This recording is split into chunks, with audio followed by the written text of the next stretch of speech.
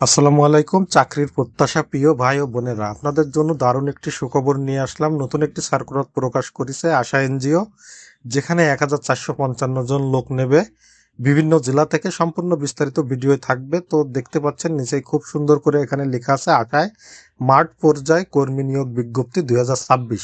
তো চলুন সম্পূর্ণ ভিডিওটি শুরু করি। আমরা যে কোনো একটি ওয়েবসাইট ওপেন করব। ওয়েবসাইট ওপেন করে সরাসরি তাদের অফিসিয়াল ওয়েবসাইট থেকে নিয়োগটি দেখাবো এবং বিস্তারিত আলাপ করব।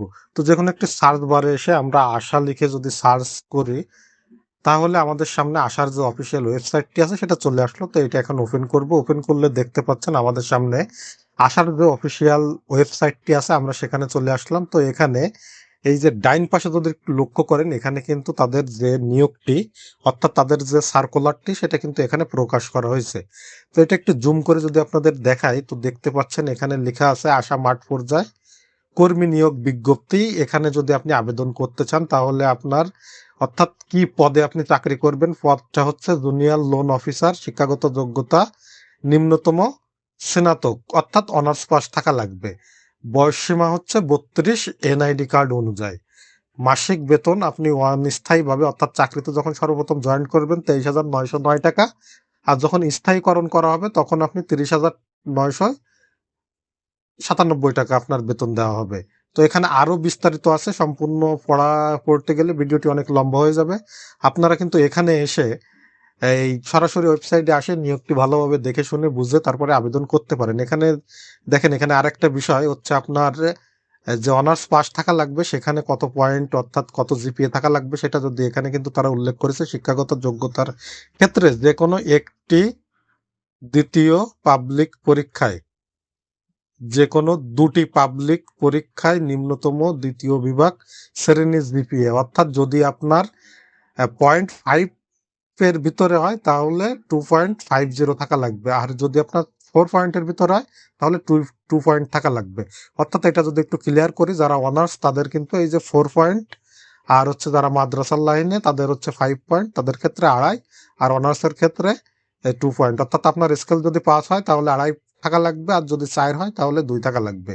এটা গেল। এখন এটা আবেদনের নিয়মটি কিন্তু এই যে এখানে দেখতে পাচ্ছেন, এখানে কিন্তু লেখা আছে কেবলমাত্র বিজ্ঞাপনে উল্লেখিত জেলার স্থায়ী বাসিন্দা প্রার্থীগণ আবেদন করতে পারবেন।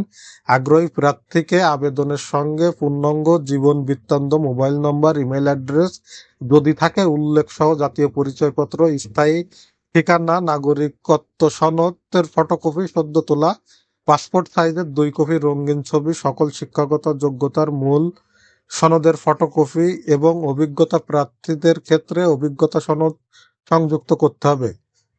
প্রেসিডেন্ট আশা বরাবর আগামী 28/2/2026 তারিখের মধ্যে অর্থাৎ 28/2 এই তারিখের ভিতরেই কিন্তু আপনার এই যে সিটির মাধ্যমে পোস্ট অফিসের মাধ্যমে কিন্তু আপনার যদি আপনি আবেদন করতে চান তাহলে কিন্তু পাঠানো লাগবে। দেখেন তারপরে বলা হচ্ছে আশায় সংশ্লিষ্ট বিভাগ কার্যালয়ে ঠিকানায় ডাকযোগে প্রেরণ করতে হবে। খামের উপরে প্রার্থীকে অবশ্যই নিজ জেলা এবং পদবীর নাম লিখতে হবে। তাহলে বুঝতে পারলেন যে এখানে কিন্তু অনলাইনে আবেদন করার কোনো কিছু নাই। এটা হচ্ছে আপনার এখান থেকে যে প্রয়োজনীয় জীবন বৃত্তান্ত, আইডি কার্ড, শিক্ষাগত যোগ্যতা, নাগরিক সনদপত্র, ছবি, যদি কোনো অভিজ্ঞতা থেকে থাকে সেইগুলা সব কিন্তু খামের ভিতরে করে এই যে প্রেসিডেন্ট আশা বরাবর আবেদন করা লাগবে। এবার ঠিকানাগুলো কিন্তু নিচে দেওয়া আছে, দেখেন আবেদনপত্র পাঠানোর ঠিকানা।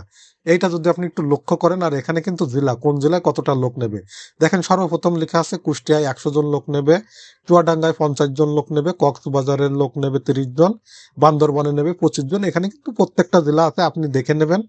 এখানে দেখেন যশোরের নেবে 50 জন, খুলনায় নেবে 60 জন, তারপরে কি নড়াইলে নেবে 30 জন, পিরোজপুর 50 জন, বাগেরহাট 50 জন, গাইবান্ধা 40 জন, চাঁদপুর 40 জন, কুমিল্লা 75 জন, ফেনী 25 জন, সিলেট 80 জন। অর্থাৎ টোটালি কিন্তু এই যে দেখেন এখানে লেখা আছে যে মোট জেলা অর্থাৎ 22টি জেলাতে লোক নিচ্ছে মোট 1,455 জন। এখানে প্রত্যেকটা জায়গার কিন্তু ঠিকানা দেওয়া আছে। এই ঠিকানায় কিন্তু আপনাদের ওই যে পোস্ট অফিসের মাধ্যমে কিন্তু আপনাকে আবেদন করা লাগবে।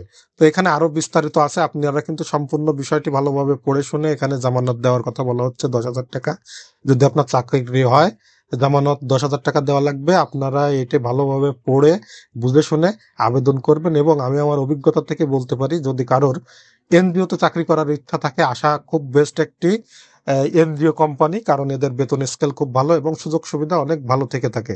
তো যদি আপনারা এনজিও চাকরি করতে আগ্রহী হয়ে থাকেন, অবশ্যই আশায় আবেদন করবেন, এবং এটি নিজ জেলা পর্যায়ে একটি নিয়োগ। এরকম নিয়োগ অনেক বছর পর দেওয়া হয়েছে আমি যতদূর জানি।